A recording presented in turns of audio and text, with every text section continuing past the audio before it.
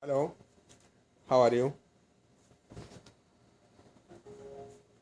Hello guys, today I will discuss with you the management of bradycardia. If a patient, bradycardia means a heart rate less than 60.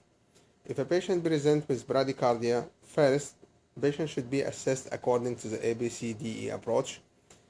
Patient should receive oxygen and an IV access should be obtained, and patient should be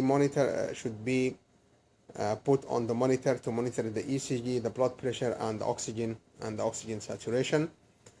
And if the patient, then we will assess if the patient is stable or not.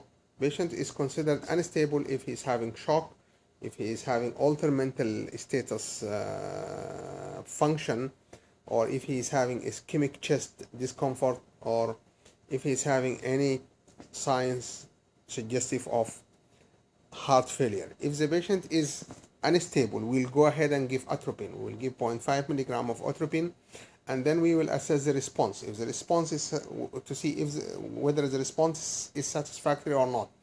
If the response is not satisfactory, then we can repeat the atropine and we can consider also other drugs like dopamine. But if the patient is unstable and there is no satisfactory response to atropine, patient should be considered for transcutaneous pacing, and expert cardiac help should be obtained for transvenous pacing.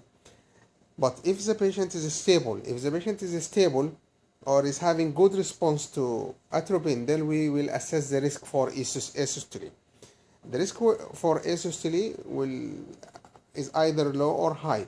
The risk for asystole is considered high if the patient has previous history of asystole, if the patient has cardiac block type 2B, or if the patient is having complete heart block or ventricular pause more than 3 seconds. In these cases, patient can be given more atropine, can be given dopamine, can receive transcutaneous pacing, and expert cardiac help must be obtained to arrange for transvenous pacing.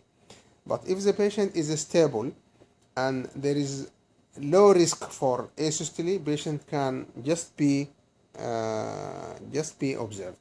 Bradycardia is sometimes normal in healthy young athletes.